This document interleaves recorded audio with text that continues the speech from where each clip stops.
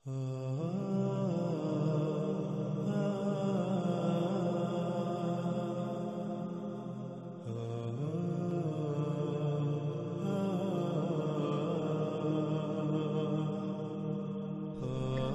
ہمارا موضوع ہے دابۃ الارض یا دابہ من الارض، جس کے بارے میں جو آج تک پھیلایا گیا اور زبان زد عام ہے وہ یہ ہے کہ قیامت سے پہلے زمین سے ایک جانور نکلے گا جو لوگوں سے باتیں کرے گا۔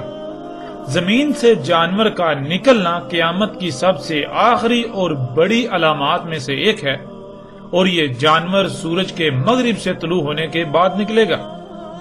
جب یہ جانور نکلے گا تو تب توبہ کا دروازہ بند ہو چکا ہوگا، یعنی سورج کا مغرب سے طلوع ہونا توبہ کا دروازہ بند ہونا ہے، اور جب سورج مغرب سے نکل چکا ہوگا اور توبہ کا دروازہ بند ہو چکا ہوگا تو اس کے بعد یہ جانور زمین سے نکلے گا اور لوگوں سے باتیں کرے گا۔ لیکن ناظرین، حقیقت کیا ہے؟ اس پر ہم الحمدللہ اللہ کے فضل سے ہر پہلو سے اور ہر لحاظ سے اس طرح کھول کر بات کریں گے کہ حق روز روشن کی طرح کھل کر واضح ہو جائے۔ اب آتے ہیں اپنے موضوع کی طرف۔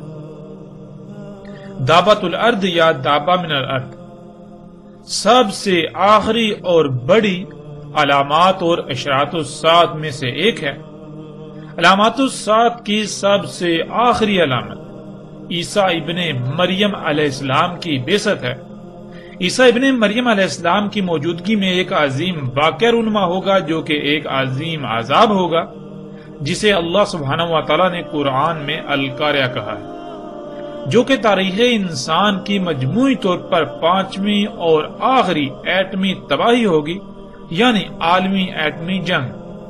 اس کی تفصیل بھی انشاءاللہ اللہ کے فضل سے آئندہ ایک ساتھ میں آئے گی۔ عیسیٰ ابن مریم علیہ السلام جو کہ علامات الساعۃ الکبریٰ میں سے سب سے آخر پر ہیں، ان سے پہلے دخان ہیں، اور دخان سے پہلے دابۃ الارض، یوں یعنی دابۃ الارض علامات الساعۃ الکبریٰ میں تیسری آخری علامت ہے۔ ناظرین، آگے بڑھنے سے پہلے یہاں کچھ الفاظ کو سمجھنا بہت ضروری ہے، کیونکہ ان الفاظ کے غلط تراجم و معنی ایسے پھیلا دیے گئے کہ نہ صرف وہ اتنے عام ہو گئے کہ زبان زد عام ہو گئے، بلکہ اس وجہ سے حق چھپ گیا، یوں اکثریت حق کو سمجھنے سے محروم ہو گئی۔ ان میں پہلا لفظ ہے الساعۃ۔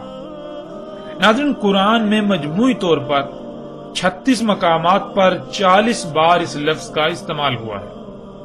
یہاں یہ بات ذہن میں رہے، لفظ الساعۃ کی بات ہو رہی ہے، نہ کہ صرف سات کی۔ الساعۃ اور سات میں کیا فرق ہے، اس پر بھی آگے بات ہوگی۔ پہلے اس پر بات کریں گے کہ آج تک اس لفظ کا کیا ترجمہ کیا جاتا رہا۔ ناظرین، آپ قرآن کے جتنے بھی تراجم و تفاسیر ہیں انہیں اٹھا کر دیکھ لیں تو آپ کو تقریباً ہر جگہ پر لفظ الساعۃ کا ترجمہ قیامت ہی ملے گا۔ مثلا کچھ مقامات کو ہم آپ کے سامنے رکھتے ہیں اور پھر فیصلہ آپ خود کیجئے گا کہ قرآن کے ساتھ کتنا بڑا کھلواڑ کیا گیا، کہ کیسے قرآن کو تراجم کی صورت میں بدلا گیا۔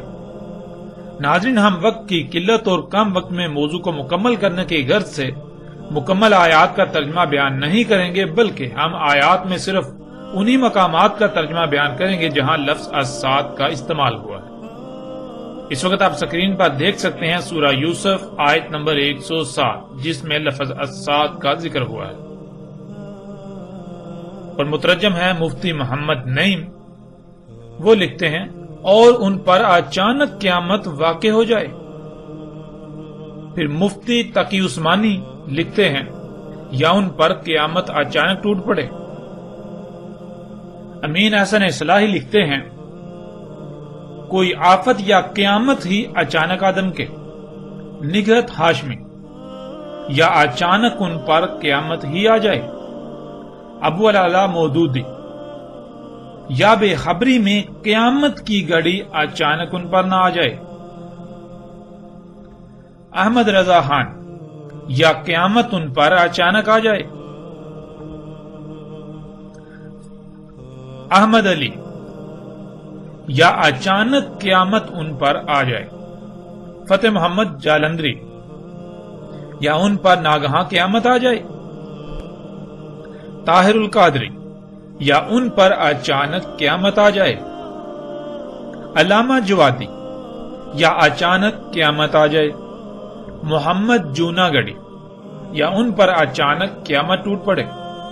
محمد حسین نجفی، یا اچانک ان کے سامنے اس حال میں قیامت آ جائے؟ محمود الحسن، یا آ پہنچے قیامت؟ اشرف علی تھانوی، یا ان پر اچانک قیامت آ جاوے؟ اس طرح ناظرین اگلی آیت سورہ نحل کی آیت نمبر 77، مفتی محمد نعیم، اور جہاں تک قیامت کے واقع ہونے کا معاملہ ہے تو وہ پلک جھپکنے جتنا ہے، مفتی تقی عثمانی، اور قیامت کا معاملہ آنکھ جھپکنے سے بھی زیادہ نہیں ہوگا، امین احسن اصلاحی، اور قیامت کا معاملہ بس آنکھ جھپکنے کی طرح یا اس سے بھی جلد تر ہوگا، نگہت ہاشمی، اور قیامت کا معاملہ پلک جھپکنے جیسا ہے، ابو العلا مودودی، اور قیامت کے برپا ہونے کا معاملہ کچھ دیر نہ لے گا، احمد رضا خان، اور قیامت کا معاملہ نہیں مگر جیسے ایک پلک کا مارنا، احمد علی، اور قیامت کا معاملہ تو ایسا ہے جیسا آنکھ کا جھپکنا، فتح محمد جالندری، قیامت کا آنا یوں ہے جیسے آنکھ کا جھپکنا، طاہر القادری، اور قیامت کے بپا ہونے کا واقعہ اس قدر تیزی سے ہوگا جیسے آنکھ کا جھپکنا،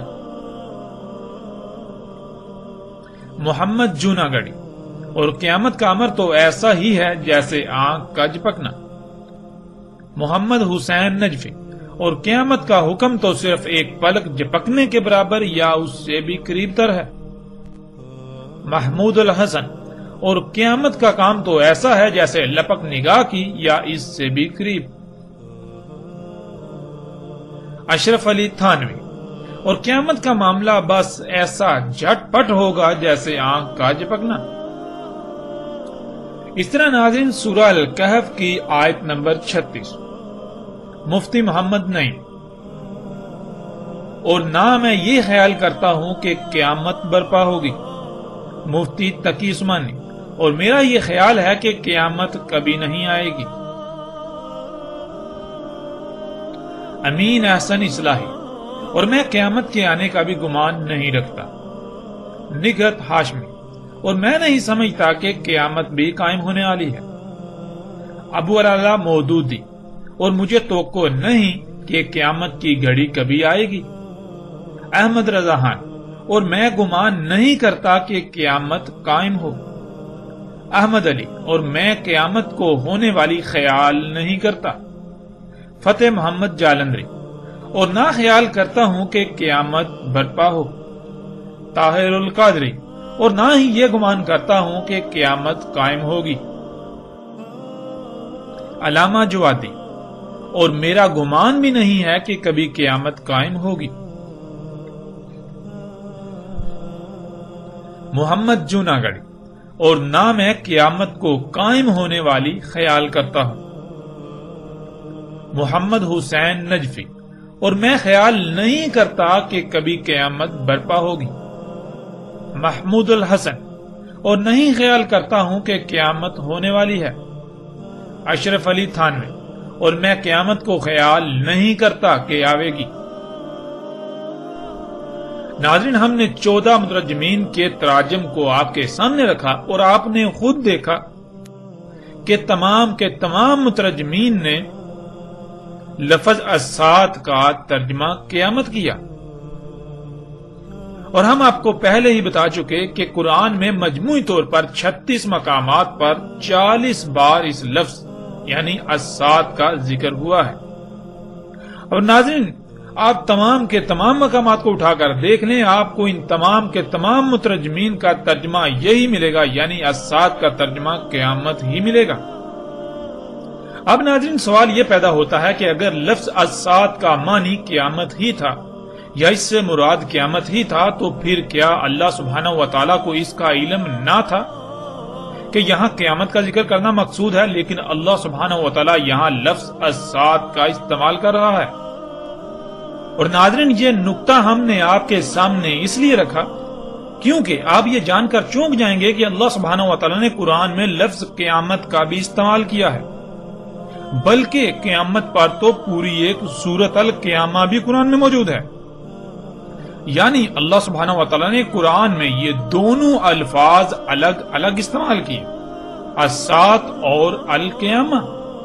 اور ناظرین، آپ قرآن میں تلاش کر سکتے ہیں، آپ کو لفظ القیامہ قرآن میں متعدد مقامات پر ملے گا۔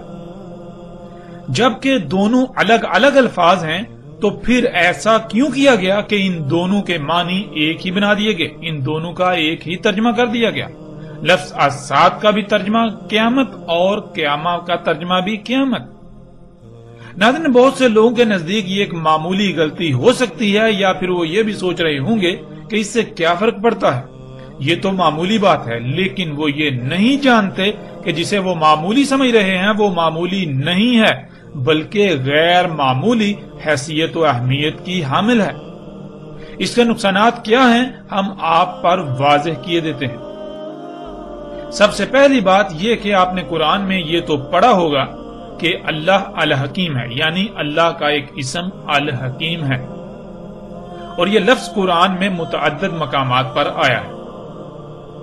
حکیم حکمہ سے ہے، اور حکمہ کہتے ہیں فیصلے کو، یعنی کیا، کب، کیوں، کتنا اور کیسے وغیرہ ایسے تمام سوالات کے جوابات کو حکمہ، اور جس کے پاس ان سوالات کے جوابات کا علم ہو وہ حکیم کہلاتا ہے۔ ناظرین، اسے ایک مثال سے سمجھ لیتے ہیں۔ مثلا آپ پلاؤ بنانا چاہتے ہیں، پلاؤ بنانے کے لیے کیا کیا درکار ہے؟ مثلا آگ، برتن، گھی، چاول، گوشت، پیاز، نمک، مرچ، مسالے اور پانی وغیرہ، یہ سب علم کہلاتا ہے۔ اور اب یہ فیصلہ کرنا کہ ان اشیاء کا کب، کیوں، کتنا اور کیسے استعمال کرنا ہے۔ مثلا سب سے پہلے کیا کرنا ہے، یعنی آگ جلانی ہے، کتنی جلانی ہے، اسی طرح کب برتن رکھنا ہے، کتنا گرم کرنا ہے، کیوں گرم کرنا ہے، اسی طرح باقی تمام اشیاء کب، کیوں، کتنی کتنی اور کیسے استعمال کرنی ہے کہ بہترین مطلوبہ شے یعنی پلاؤ بن جائے، اسے حکمہ کہتے ہیں۔ اور جس میں یہ صلاحیت موجود ہو اسے حکیم کہتے ہیں۔ ناظرین، یہ جان لینا ضروری ہے کہ اگر کہیں بھی کوئی بھی رد و بدل کیا جائے گا، یعنی کسی شے کا کم یا زیادہ پہلے یا بعد میں استعمال کیا جائے گا تو مطلوبہ نتائج حاصل نہیں ہو سکتے، اس لیے رائے برابر بھی تبدیلی ممکن نہیں ہے۔ اب آپ قرآن میں دیکھیں کہ اللہ سبحانہ و تعالیٰ نے یہ لفظ کہاں کہاں استعمال کیا، تو آپ پر واضح ہو جائے گا کہ اللہ سبحانہ و تعالیٰ نے خود کو العلیم الحکیم کہا، الحکیم کو العلیم کے ساتھ استعمال کیا۔ تو ناظرین، سوال یہ پیدا ہوتا ہے کہ آخر کیوں؟ تو اس کا جواب یہ ہے کہ اللہ العلیم ہے، نہ صرف العلیم ہے بلکہ وہ الحکیم بھی ہے، یعنی اس علم کا کب، کہاں، کیوں، کتنا اور کیسے استعمال کرنا اللہ میں یہ صلاحیت موجود ہے، یہ ہے الحکیم ہونا۔ اور پھر اللہ نے نہ صرف خود کو الحکیم کہا بلکہ اللہ سبحانہ و تعالیٰ نے خود کو العزیز الحکیم کہا، جیسا کہ آپ آیات میں دیکھ سکتے ہیں۔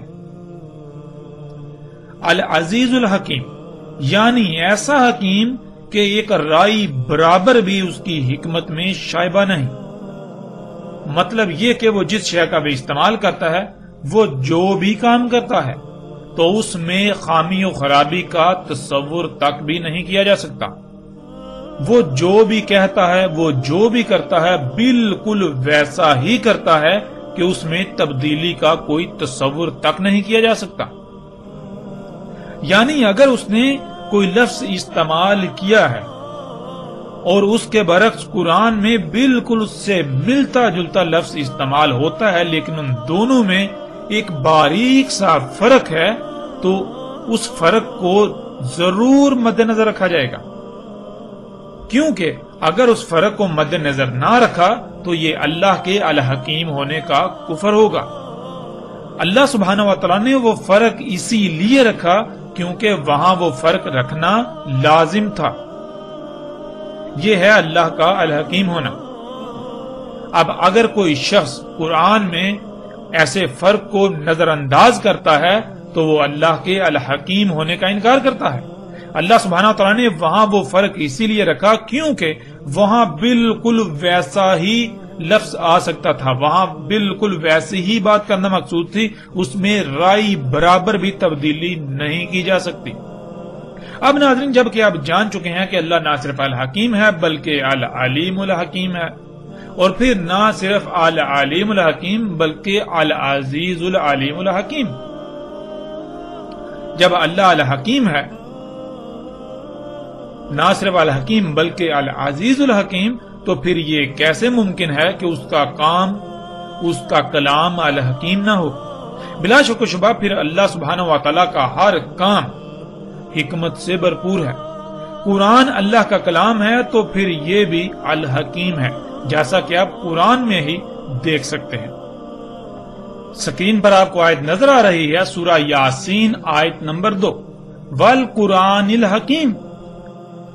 تو ناظرین، اللہ سبحانہ و تعالیٰ نے اسی قرآن میں القرآن کو الحکیم کہا، یعنی القرآن میں جہاں جہاں جو الفاظ بیان کیے، جو آیات آئیں، جو حروف آئے، ان میں رائی برابر بھی تبدیلی نہیں کی جا سکتی۔ اللہ سبحانہ و تعالیٰ نے بالکل ویسے ہی الفاظ استعمال کیے جیسے الفاظ استعمال کرنا مقصود تھے۔ اگر کوئی ان کو نظر انداز کرتا ہے تو وہ نہ صرف اللہ کے الحکیم ہونے کا کفر کرتا ہے، انکار کرتا ہے، بلکہ وہ القرآن کے الحکیم ہونے کا بھی کفر کرتا ہے، انکار کرتا ہے۔ ناظرین، اب آپ خود غور کریں کہ جب اللہ العزیز الحکیم ہے تو پھر اس کا ہر کام بھی عزیز الحکیم ہے، اس کا کلام قرآن بھی عزیز الحکیم ہے، تو پھر یہ کیسے ہو سکتا ہے کہ اللہ لفظ الساعت کا استعمال کرے اور اللہ کے علاوہ دوسرے الساعت کو القیامہ بنا دیں؟ یہ کیسے ہو سکتا ہے؟ کیا قرآن الحکیم نہیں؟ کیا اللہ الحکیم نہیں؟ ناظرین، اگر قرآن میں قیامہ لفظ موجود نہ ہوتا تو کہا جا سکتا تھا کہ الساعت کا ترجمہ القیامہ ہی ہے، لیکن جب لفظ القیامہ بھی قرآن میں موجود ہے تو پھر ایسے لوگوں کو کس نے یہ اختیار دیا کہ وہ الساعت لفظ کو بدل دیں؟ ان کو یہ کس نے اختیار دیا کہ وہ قرآن کے الحکیم ہونے کا کفر کر دیں؟ ان کو کس نے یہ اختیار دیا کہ وہ اللہ کے الحکیم ہونے کا کفر کر دیں؟ اللہ سبحانہ و تعالی لفظ الساعت استعمال کر رہا ہے اور یہ اس لفظ کو القیامہ سے بدل رہے ہیں۔ آخر ان لوگوں کو یہ اختیار کس نے دیا؟ کیا یہ قرآن کے ساتھ کھلواڑ نہیں ہے؟ کیا یہ انتہائی غیر معمولی غیر ذمہ داری کا مظاہرہ نہیں ہے؟ ناظرین، کیا آپ جانتے ہیں ایسا کرنا انسان کا یہ عملاً اس بات کا اقرار ہوتا ہے، اس کا عملاً یہ دعویٰ ہوتا ہے کہ اللہ الحکیم نہیں، اس کا کلام قرآن الحکیم نہیں ہے۔ جن جن لوگوں نے ایسا کیا انہوں نے عملاً اس بات کا اقرار کیا، عملاً اس بات کا دعویٰ کیا کہ اللہ الحکیم نہیں ہے، اللہ کا کلام قرآن الحکیم نہیں ہے۔ تو ناظرین، یہ ہے پہلا بڑا نقصان اس غلطی کا۔ یہ نقصان کتنا شدید ہے یہ آپ اس وقت ہی جان سکیں گے جب آپ اس کی گہرائیوں میں جائیں گے، اس میں غور و فکر کریں گے۔ اور ناظرین، اس کا دوسرا اور انتہائی تباہ کن نقصان یہ ہے کہ قیامت اللہ سبحانہ و تعالی لائے گا، یعنی قیامت اللہ سبحانہ و تعالی لائے گا، لیکن الساعت انسانوں کے اپنے ہی ہاتھوں سے کیے ہوئے اعمال کا بیانت نتیجہ ہوگا جس سے وہ دوچار ہوں گے۔ جب الساعت کو قیامت قرار دیا جاتا ہے تو پھر ہر شخص کے ذہن میں یہی بات ہوتی ہے کہ قیامت تو اللہ خود لائے گا، اس میں انسانوں کا کوئی عمل دخل نہیں۔ لیکن ناظرین، حقیقت یہ ہے کہ ایسا کہنا اللہ سبحانہ و تعالیٰ پر بہتان عظیم ہے، ایسا بہتان کہ آپ تصور بھی نہیں کر سکتے کہ اللہ اس بہتان پر کتنا غضبناک ہوتا ہے۔ اور اس بہتان سے کائنات میں تباہ کن نقصانات کا دروازہ کھل جاتا ہے۔ ناظرین، اس سے پہلے کہ ہم آگے بڑھیں دعوت الارض کے موضوع پر بات کرنے کے لیے باقی الفاظ کی طرف، ہم یہ جان لیں کہ السات کیا ہے۔ ناظرین، اس میں اصل لفظ سات ہے اور سات کے شروع میں الف لام کا اضافہ ہے۔ سات کسے کہتے ہیں؟ اسے ایک مثال سے سمجھ لیتے ہیں۔ مثلا ناظرین، آپ کی کوئی شے خراب ہوگی اور آپ اسے مستری کے پاس لے کر جاتے ہیں۔ آپ مستری کو کہتے ہیں کہ اسے ٹھیک کر دو، تو مستری کہتا ہے ٹھیک کر دوں گا، لیکن اس کے لیے اتنی قیمت اور اتنا وقت درکار ہے، یعنی یہ فلاں وقت پر بالکل ٹھیک ہو جائے گی۔ آپ کہتے ہیں ٹھیک ہے، میں اس وقت اسے لینے آ جاؤں گا، نہ ہی اس سے پہلے اور نہ ہی اس سے تھوڑا لیٹ ہوں گا۔ تو ناظرین، وہ وقت جو اس مستری نے واضح کیا اسے عربی میں سات کہتے ہیں۔ مثلا جیسے کہ کھانا کب تک بن جائے گا، آگے سے جواب آتا ہے جی کھانا فلاں وقت تک بن جائے گا، تو کھانا جس وقت تیار ہو جائے گا وہ وقت سات کہلائے گا۔ ایسے ہی آپ درجنوں مثالیں لے سکتے ہیں۔ جیسے کوئی شخص ایسا کام کر رہا ہو جس کا نتیجہ تباہ کن ہو، آپ اسے پہلے ہی اس انجام سے متنبہ کر دیں کہ دیکھو یہ نہ کرو ورنہ وہ وقت آ جائے گا کہ تمہیں شدید ترین تباہی یا نقصان سے دوچار ہونا پڑے گا۔ تو وہ وقت جب اس تباہی کا آنا ہے جس سے آپ نے متنبہ کیا، وہ سات کہلائے گا۔ اب ناظرین آتے ہیں لفظ السات کی طرف۔ سات کا تو آپ جان چکے، اور جب بھی عربی میں کسی لفظ کے ساتھ اس کے شروع میں الف لام کا اضافہ کیا جاتا ہے تو وہ بالکل ایسے ہی ہوتا ہے جیسے انگلش میں کسی شے کے ساتھ دی یا دا لگایا جاتا ہے، یعنی کسی شے کو اسپیسیفائی کرنے کے لیے، مخصوص کرنے کے لیے۔ السات، سات کے ساتھ الف لام، یعنی کوئی مخصوص وقت ہے جس کا ذکر کیا جا رہا ہے، کوئی مخصوص گھڑی۔ اور وہ السات یعنی مخصوص وقت کیا ہے، اس کا اللہ سبحانہ و تعالیٰ نے قرآن میں جگہ جگہ تفصیل کے ساتھ ذکر کیا۔ اس پر تفصیل کے ساتھ آئندہ الگ موضوع کے تحت بات ہوگی، لیکن یہاں ہم مختصراً بیان کرتے ہوئے آگے بڑھیں گے۔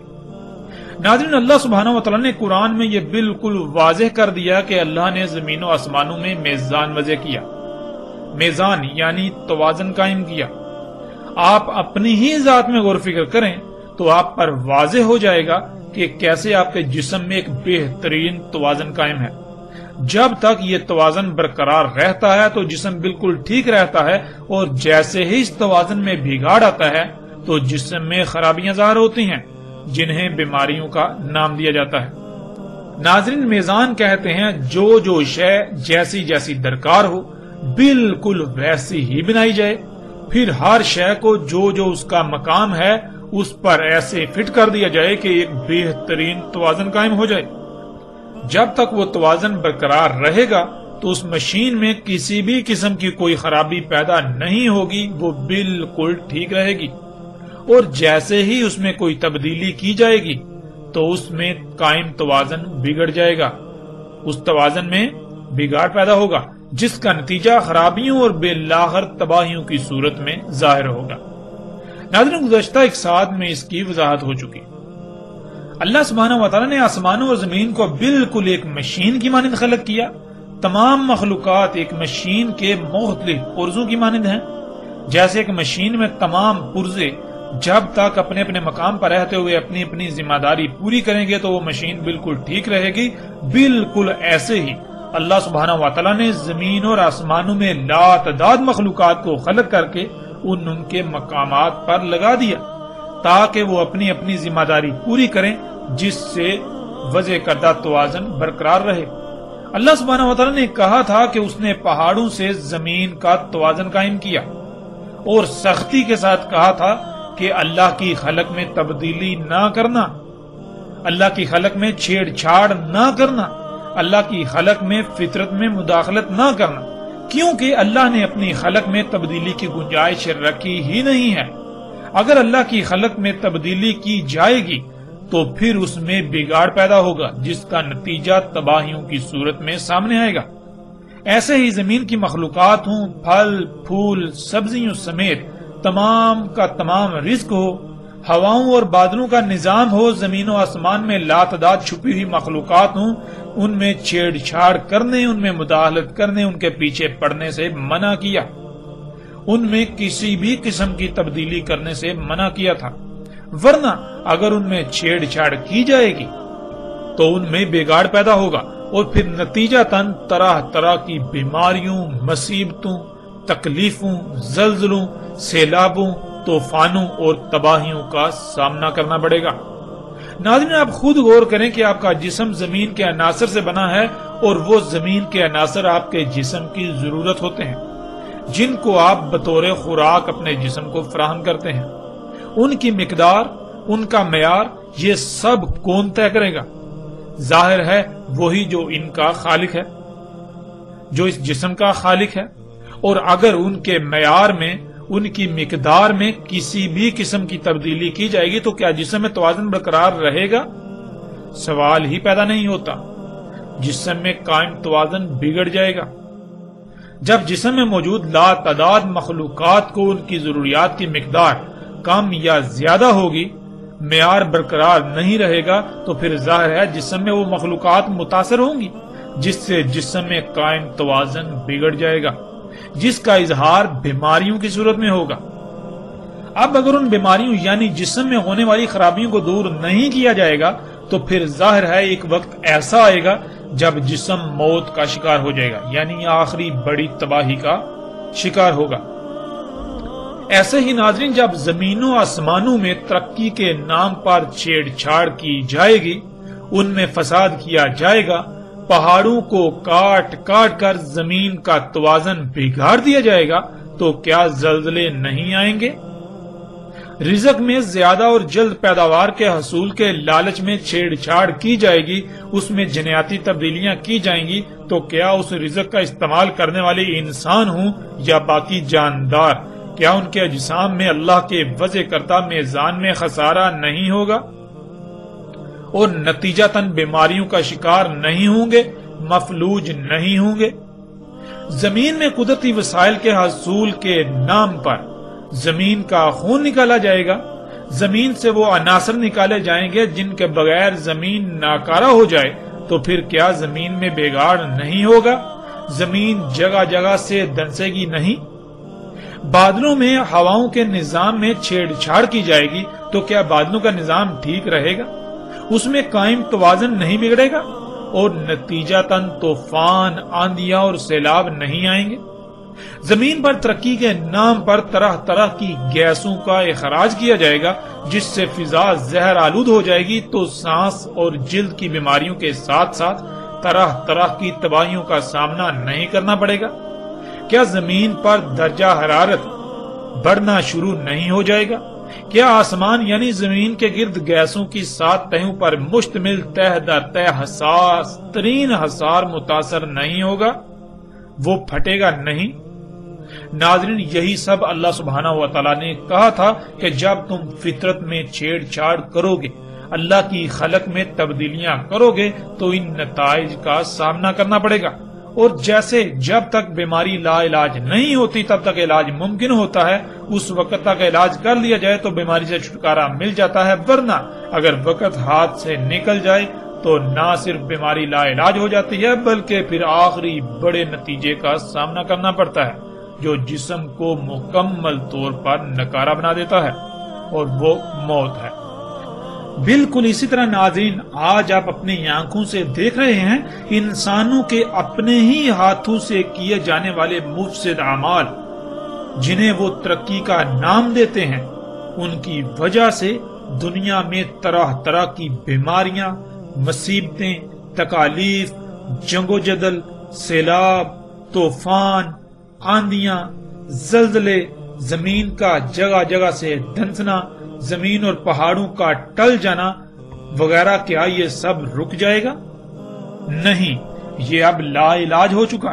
اب یہ سب دن بدن بڑھتا ہی چلا جائے گا، یہاں تک کہ ان قریب ایسا زلزلہ آئے گا جو کہ انسانوں پر آخری عظیم ترین تباہی مسلط ہوگی، جس میں ایک بھی انسان نہیں بچے گا۔ اس تباہی کے مسلط ہونے کے وقت کو اللہ سبحانہ و تعالیٰ نے قرآن میں الساعۃ کہا۔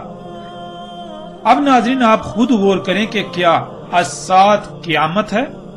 کیا الساعۃ اللہ لائے گا یا پھر انسانوں کے اپنے ہی مفسد اعمال جن کو وہ ترقی کا نام دے رہا ہے، انہی اعمال کا بھیانک نتیجہ ہوگا؟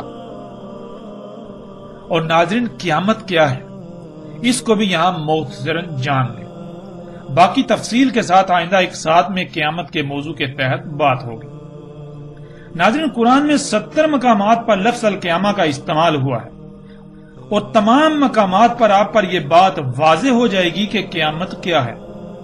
قیامت الساعۃ کے بعد یعنی عظیم زلزلے میں تمام کے تمام انسانوں کے خاتمے کے بعد، جب زمین انسانوں کے اپنے ہی ہاتھوں سے کیے ہوئے مفسد اعمال کے رد عمل کی وجہ سے انتہائی بھیانک صورت اختیار کر چکی ہوگی، انسانوں کے اعمال کے رد عمل جب آنا تھم جائیں گے، تب تمام انسانوں کو دوبارہ زندہ کیا جائے گا اور ان سے ان کے اعمال کی پرسش ہوگی اور بدلے کا سامنا کرنا ہوگا۔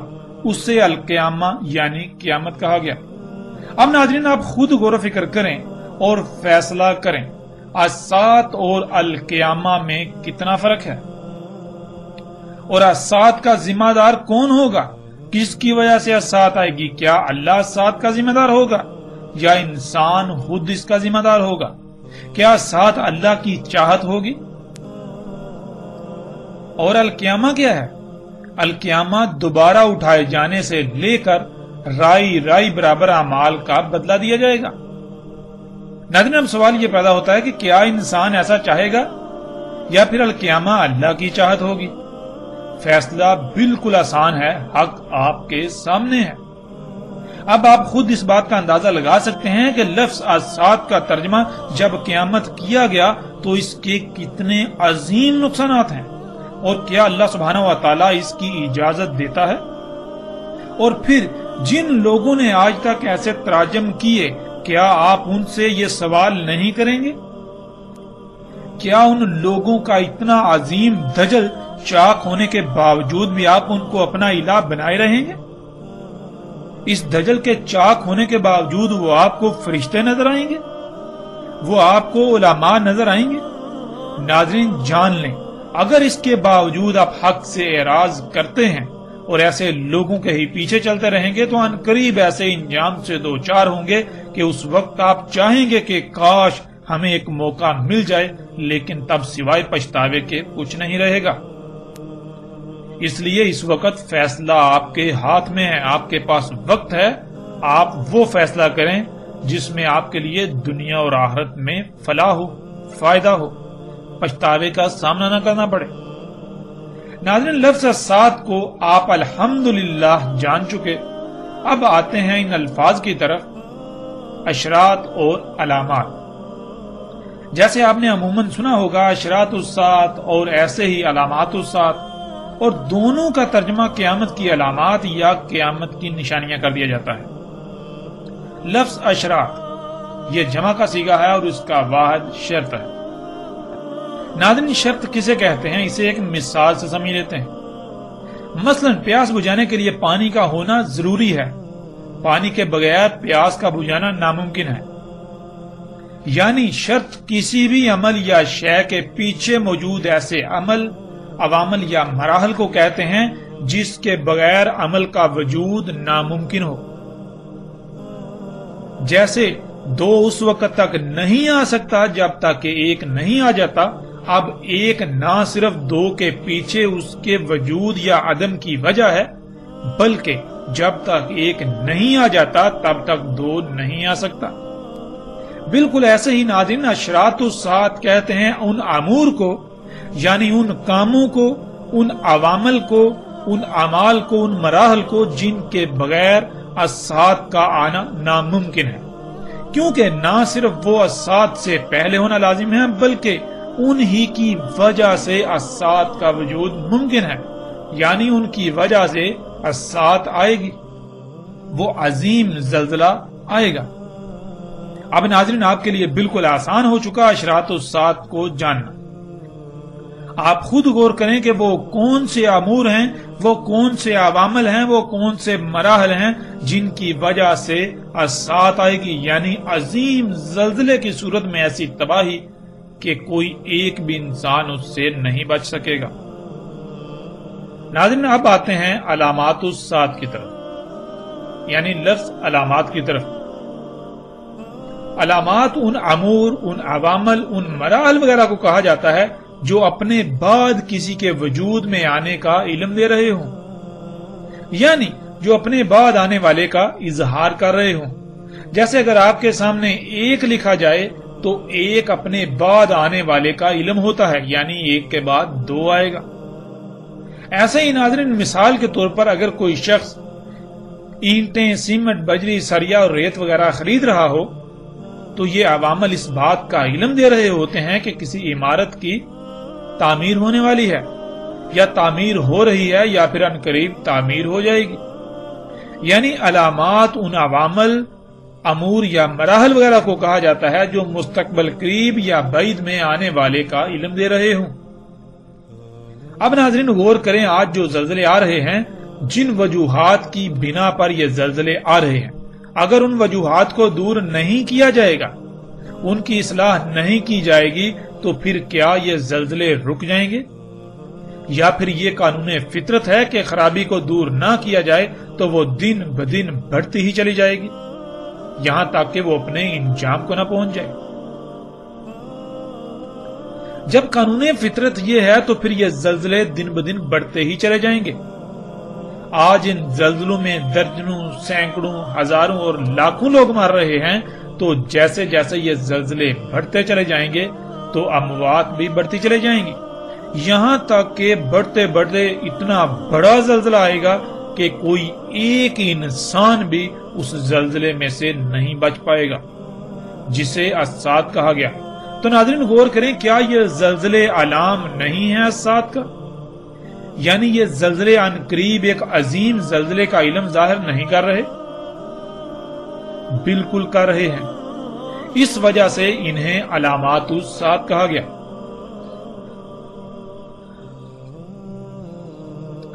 ناظرین اب آتے ہیں ہم اپنے موضوع کی طرف۔ ہمارا موضوع ہے دابۃ الارض یا دابہ من الارض، جو کہ ہم پیچھے بات کر چکے ہیں کہ دابۃ الارض یا دابہ من الارض کے بارے میں آج تک جو زبان زد عام ہے، جو پھیلا دیا گیا، وہ یہ ہے کہ قیامت کی آخری اور سب سے بڑی علامات میں سے ایک زمین سے جانور کا نکلنا، اور وہ جانور انسانوں سے باتیں کرے گا، اور وہ جانور اس وقت نکلے گا جب سورج مغرب سے طلوع ہو چکا ہوگا اور توبہ کا دروازہ بند ہو چکا ہوگا۔ سورج مغرب سے طلوع ہونے کے بعد، توبہ کا دروازہ بند ہونے کے بعد وہ جانور نکلے گا۔ اب حقیقت کیا ہے، ہم آتے ہیں اس طرف۔ ناظرین دابۃ الارض کے معنی ہے ارض کا دابہ، اور دابہ من الارض کے معنی ہے ارض سے دابہ، یعنی وہ دابہ جو ارض سے بنے گا، ارض سے وجود میں آئے گا۔ ناظرین پیچھے یہ بتایا گیا ہے کہ دابۃ الارض بڑی اور آخری علامات و شرائط میں سے آخری تیسری نہ صرف علامت ہے بلکہ شرط ہے، یعنی اسات جن وجوہات کی بنا پر آئے گی ان میں سے ایک بڑی وجہ وہ دابہ ہوگا جو ارض سے بنے گا، اور جب وہ دابہ ظاہر ہوگا تو وہ اس بات کا علم ہوگا کہ اب اسات بالکل سر پر آ چکی ہے۔ یہ بات پھر سے جان لیں اور اسے اپنے ذہن میں بٹھا لیں کہ دابۃ الارض اشراط الساعت میں سے ہے، یعنی ان عوامل، ان امور، ان مراحل میں سے ایک ہے جن کی وجہ سے اسات آئے گی۔ اگر آپ نے اس نقطے کو جان لیا تو نہ صرف آپ دابۃ الارض کو بآسانی سمجھ سکیں گے بلکہ مزید ایسے ایسے حقائق آپ پر کھل جائیں گے جن کا اس سے پہلے آپ کے لیے تصور کرنا بھی محال تھا۔ سب سے پہلے ہم ان الفاظ کو جان لیتے ہیں، لفظ دابہ اور ارض۔ ناظرین دابہ یا الدابہ یہ لفظ بنا ہے داب سے، اور داب عربی میں کہتے ہیں مرحلہ با مرحلہ آگے بڑھنے کو، سفر طے کرنے کو، حرکت کرنے کو۔ یعنی اگر آپ زمین میں دیکھیں تو آپ کو مخلوقات کی ایک کثیر تعداد ایسی ملے گی جو خود بخود حرکت نہیں کرتی، یعنی ساکت مخلوقات، جیسے درخت، پہاڑ، فصلیں، پھل، پھول، سمندر۔ اس طرح آپ کو ایک کثیر تعداد نظر آئے گی۔ اب اس کے برعکس دوسری قسم کی مخلوقات ہیں جو کہ حرکت کرتی ہیں، جیسے کہ تیر کر، رینگ کر، چل کر یا اڑ کر۔ تو ناظرین، یہ جتنی بھی حرکت کرنے والی مخلوقات ہیں انہیں دابہ کہا جاتا ہے، یعنی حرکت کرنے والی مخلوقات، مرحلہ با مرحلہ، سٹیپ بائی سٹیپ آگے بڑھنے والی مخلوقات، مرحلہ با مرحلہ، سٹیپ بائی سٹیپ سفر طے کرنے والی مخلوقات۔ اب آپ جس زاویے سے بھی غور کریں گے تو آپ کو ان میں یہی بات نظر آئے گی، نہ صرف یہ سٹیپ بائی سٹیپ یعنی مرحلہ با مرحلہ سفر کرتی ہیں، حرکت کرتی ہیں، بلکہ یہ بالکل اسی طرح مرحلہ با مرحلہ وجود میں آئی۔ جب زمین مکمل ہوئی تو سب سے آخر میں خلا سے جمے ہوئے پانی کے شہابیوں کی بارش ہوئی۔ ان شہابیوں کے زمین پر آ کر پگھلنے کی وجہ سے پانی وجود میں آیا۔ اس سے پہلے زمین پر خلا سے 3 مراحل میں ایسا مواد آ چکا تھا اور وہ کیمیائی عوامل سے گزر کر اپنے اپنے مقام پر پہنچ چکا تھا، جس کا تعلق زمین پر حیات سے تھا، زمین پر زندگی سے تھا یا زندگی سے ہے۔ یوں زمین پر زندگی سے تعلق رکھنے والے چوتھے اور آخری مرحلے میں زمین کے پانی پر اترنے سے ان کیمیائی عناصر کے ساتھ پانی کا اختلاط ہوا تو پانی میں زندگی وجود میں آئی، یعنی پانی میں کیڑوں کی ابتدا ہوئی۔ وہ مرحلہ با مرحلہ آگے بڑھتی گئیں، یعنی ان میں اضافہ ہوتا چلا گیا، جسے آپ ارتقاء کا نام دے سکتے ہیں۔ یعنی لفظ داب کو جو آسان ترین معنی دیا جا سکتا ہے وہ ہے ارتقاء، اسی سے ہے دابا، یعنی سٹیپ بائی سٹیپ، مرحلہ با مرحلہ آگے بڑھنا۔ یوں پانی میں ان کیڑوں کے وجود میں آنے سے ان سے پانی میں تیرنے والی مخلوقات وجود میں آئیں، پھر ان سے ایسی مخلوقات وجود میں آئیں جو کہ پانی اور خشکی دونوں میں زندہ رہ سکتی ہیں۔ تیرنے والی مخلوقات سے رینگنے والی مخلوقات، رینگنے والی مخلوقات سے چلنے والی مخلوقات اور چلنے والی مخلوقات سے اڑنے والی مخلوقات وجود میں آئیں۔ اس طرح یہ تمام حرکت کرنے والی مخلوقات نہ صرف مرحلہ با مرحلہ حرکت کرتے کرتے آگے بڑھتی ہیں، بلکہ یہ اسی طرح مرحلہ با مرحلہ حرکت کرتے کرتے وجود میں آئیں۔ ناظرین، اس طرح یہ تمام کی تمام حرکت کرنے والی مخلوقات نہ صرف مرحلہ با مرحلہ، سٹیپ بائی سٹیپ حرکت کرتی ہیں، آگے بڑھتی ہیں، سفر کرتی ہیں، بلکہ یہ اسی طرح مرحلہ با مرحلہ حرکت کرتے کرتے وجود میں آئیں۔ اسی طرح ناظرین، ہم دیکھتے ہیں کہ اللہ سبحانہ و تعالیٰ نے قرآن میں دابا کے بارے میں کیا رہنمائی کی۔ اللہ سبحانہ و تعالیٰ نے قرآن میں دابا کسے کہا؟ ناظرین، قرآن میں 14 مقامات پر لفظ دابا کا استعمال ہوا اور اس کی جمع کا صیغہ دواب 4 مقامات پر استعمال ہوا۔ اس کے علاوہ جس سے یہ لفظ بنا یعنی داب، اس کا استعمال بھی 4 مقامات پر ہوا۔ یوں ناظرین، داب، دابا اور دواب کی صورت میں مجموعی طور پر پورے قرآن میں 22 مقامات پر اس لفظ کا استعمال ہوا۔ ناظرین، ان 22 مقامات کو اگر سامنے رکھا جائے تو بالکل کھل کر واضح ہو جائے گا کہ دابا کے معنی کیا ہیں۔ بذات خود بشر انسان کو بھی قرآن میں دابا کہا گیا، کیونکہ بشر بھی حرکت کرنے والی مخلوقات میں سے ایک ہے۔ ناظرین، لفظ دابا کو سمجھنے کی غرض سے اور موضوع کی طوالت سے بچنے کے لیے ہم چند آیات پر بات کریں گے۔ باقی تمام آیات پر اِنَّا عَلَيْنَا بِيَانَهُ کے تحت قرآن پر آنے والی ایک ساتھ میں اس موضوع پر مکمل تفصیل کے ساتھ بات کریں گے۔